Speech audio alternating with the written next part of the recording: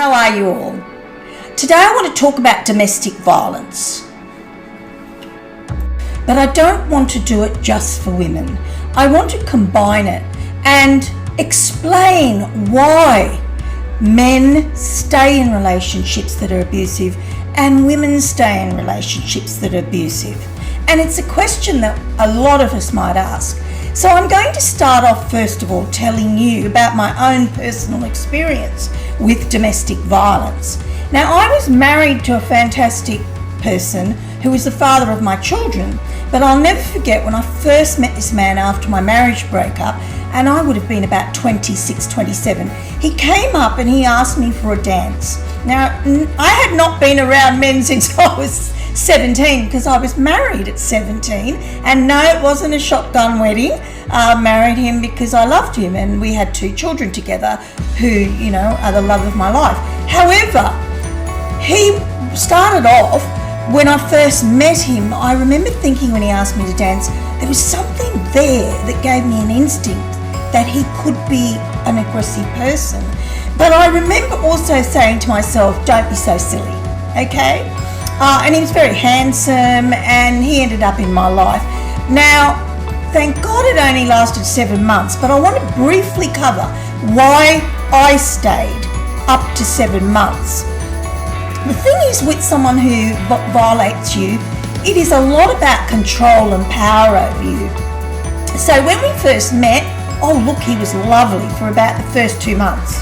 Yes, that's how long it lasted. And then I remember him getting upset about the fact that I'm on good terms with my children's father. And so basically I remember him picking up a table, and he was a strong man, and it was one of these tables he'd made me out of burnt wood, and it had these panels, and it was this thick, and I'll never forget how he just took the table and he went boom, boom, boom, boom, like that, and the whole table just, each plank came out. And I remember being afraid, but it wasn't to me. And of course after that, the whole power and control becomes, I'm so sorry baby, you know, I would have never done that, oh my God, it's just my temper, and I love you, I'd never touch a hair on your head, okay? Now, I never actually got punched, okay? And I never had black eyes. But I ended up in that relationship for 7 months, and it was very emotionally controlling, where I wasn't allowed to really talk about my partner, who the father of my children, and he started to control about where I could go and who I was with. And I remember every time we had an instant where he lost his temper, it would be, babe, I'm sorry, I love you, oh my God, no one will ever love me like you do, blah, blah, blah. And of course, I guess coming out of a marriage, and also I did not have the confidence that I have now, I would go back into it feeling sorry for him. It was, now when I look back, it wasn't as much love for him, it was more pity. And I think that's what a lot of people in domestic violent relationships go through, where there's so much power and control over your emotions that you end up pitying the person. Now, that violence got to a point where I asked him to leave. This was about 5 months in the relationship, so I said I didn't want to leave. And he ended up carving my whole dining table that was about 10 foot long that he'd made. It was beautiful. He's a very talented person. And the chairs and everything. And as he started that saw, I grabbed my kids before he even got the saw. I just saw him going for something, threw them in the car, got them to my mother's, and said, keep the kids here. And then stupid me thought, he'll calm down and I'll go back, and, you know, and I'll make sure I kind of, you know, even if I have to give him money, he's going to leave. Well, when I got back, he had carved the whole dining table into pieces with electric saw. And I remember thinking before I got, I'm not going to park the car in the driveway, I'm going to park it on an empty lot across the driveway, so that if anything happens, I can run for my life. Now, there was a big piece of ground I could run. When I got there, he demanded money, so I'd asked my husband, ex-husband, look, don't ask any questions, I'll pay you back, my money's in fixed term, please just give me $1,000, that's all, and I promise you. And he said, okay, being a good man as he was, and basically I sort of went in and I saw the carved dining table and I said, look, please just, and I was standing at the door and I put my keys on the table, kind of a little bit away from the door, and I was standing at the door and I saw him and he took a knife and he said, I'm going to kill him when he gets here. And I remember looking at the car keys and thinking, I've got to get the hell out of here. And I looked and I finally got the courage to suddenly go, run to that table, grab the car keys, and I have never run so fast in my life across a vacant block to where my little mini moat was, and he was there with a knife. Long time before I became a teacher, by the way.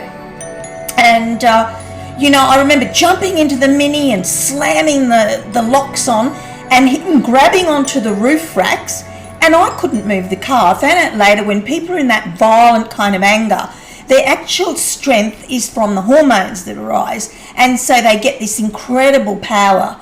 And my wheels, I was trying to move, but my wheels were turning, and he released it for that one moment to kick my screen in of the car, and I managed to get away. And of course I called the police, etc. And then, believe it or not, and I mean, I'd been with this guy, for only about 5 or 6 months at this stage, and what happened was, of course, he sent me flowers, and I'm so sorry. At that stage, I was going to leave. I will never let that happen again. I'll go and get some medical help. So I ended up going with him, and we sat in a panel of 6 or 7 psychiatrists and psychiatric nurses. And of course I was there wanting to help this man, heal himself, because there was a lot of good about him. There was a lot of art. He was also very nice to me at times. It wasn't all violent. It was just, actually, in the whole time I was with him, I think there were 3 amounts of violence that, which he never hit me because I just went calm, and I used to just kind of just keep my cool. But the dining table one was not a good thing. And look, like anyone who's been in a domestic violent relationship, you don't tell people, because there is an amount of shame that I could have even ended up with this guy who was very good looking and very well dressed, had a good job, but how did I do that when my family is so highly educated? These were the questions, that went through my mind. Everyone must think I'm an idiot, which I was an idiot, okay? I'm quite able to say that now, that he had total power and control over me.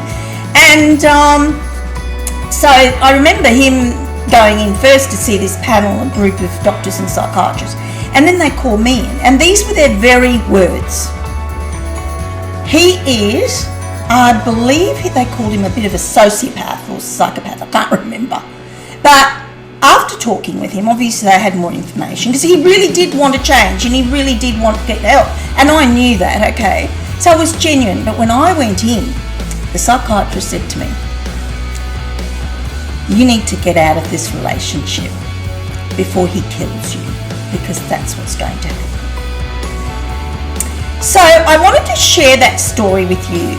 And basically, I did leave him, and I'll never forget that night what he did to me, and I'd rather not talk about it on camera, but I remember standing in the shower and weeping my eyes out, and feeling just like so abused and so sad. And of course he threatened my family. He said he'd do stuff to my family.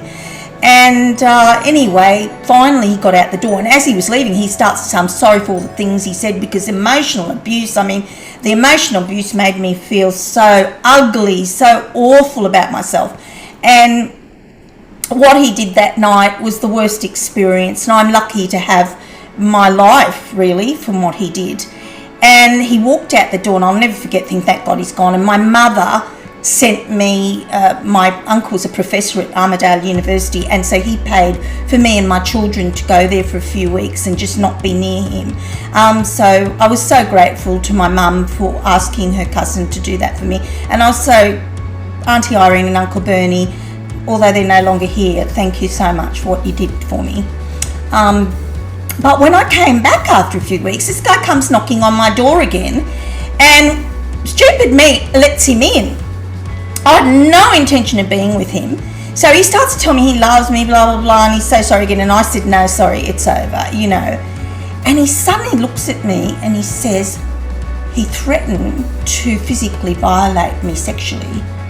And I went very calm and I said, because I knew my children were in the room, they were sleeping, my little children. And I said, okay then, you do whatever you like. I'll feel nothing, but you go ahead. And he suddenly looked at me like this and smashed his hand in the fridge and he left. And you know, the next morning, I got this massive bunch of flowers. So I made a phone call to his work and I asked to speak to him. And when he got on the phone, I said to him, listen, you come one step near me or my family, I will charge you with the police for physical abuse and I will charge you for stalking me. I said, I never want to hear you again. Do not step 1 foot and make sure if you ever see me on the street, you're on the other side of the street. And I hung up. I never heard from him again. So I wanted to share that story so that you don't feel so alone. And it is a story that I was thinking, should I share this? I mean, this is so personal and I'm a counsellor. But one of my beliefs is, you know, counsellors go through abuse, doctors go through abuse, people who are lawyers go through abuse. It's not selective. You don't have to be just a down and out person or really poor or living on the streets to be abused. So domestic violence is a huge problem. And I wanted to share that story to tell you, you are not alone. Because in those days, and I'm talking now, thank God it only, you know, I left him after, you know, the 7 month. First few months he was fine.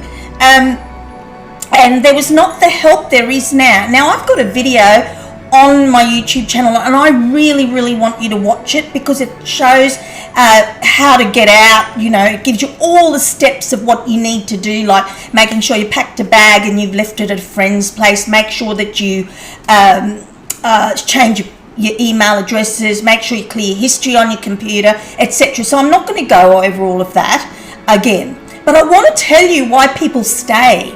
And it's actually all about power and control. And this is not just about women, and this is not a video just for women. Look, statistics definitely show that, of course, women are more abused than men.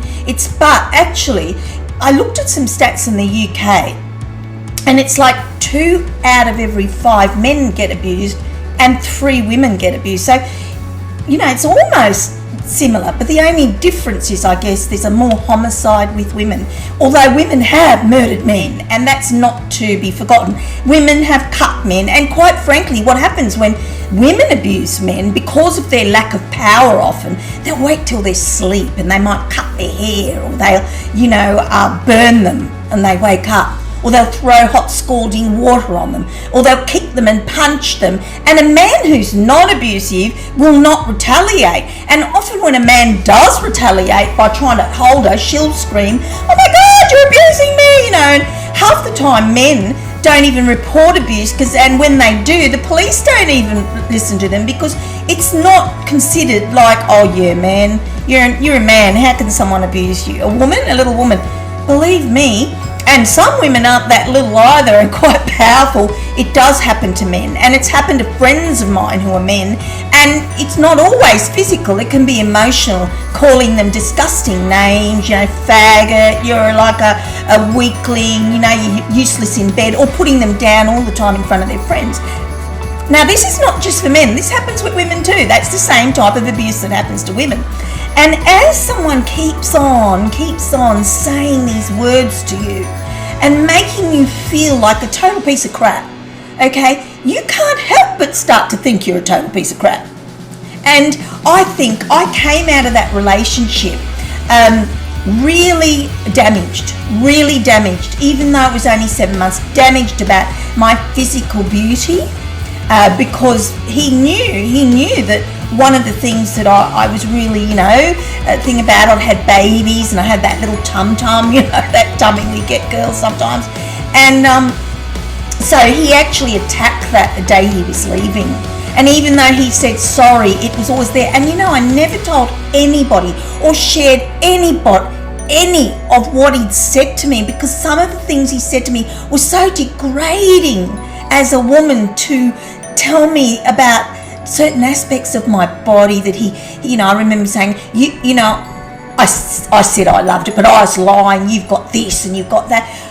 It was so degrading and humiliating, and I remember not even telling my own mother till 20 years later, and I said, this is what he said about me.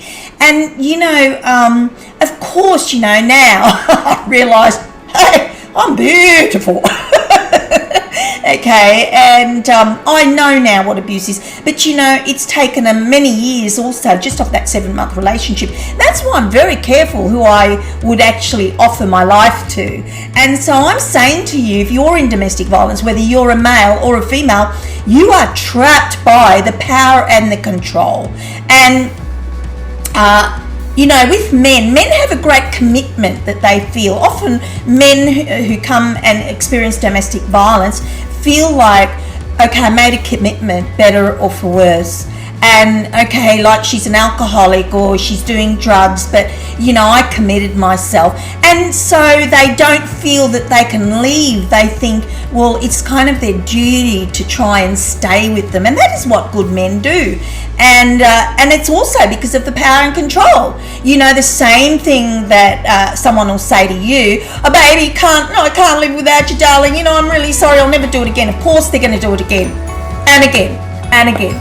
Okay, and this is the same thing that happens to men. The trauma for men is, baby, I'll never find anyone like you. You always promised that you would stick through it. And it's even worse. It's even worse when, say, that person that they're married to, they know that their wife has been through sexual abuse, or can be in a gay relationship where they know that their partner's been through sexual abuse, and so they might feel like, oh, how can I let her down? She's had such a rough time, but. I've got to tell you this, and she's never going to change unless she takes herself, or himself if it's a woman and being abused by a man.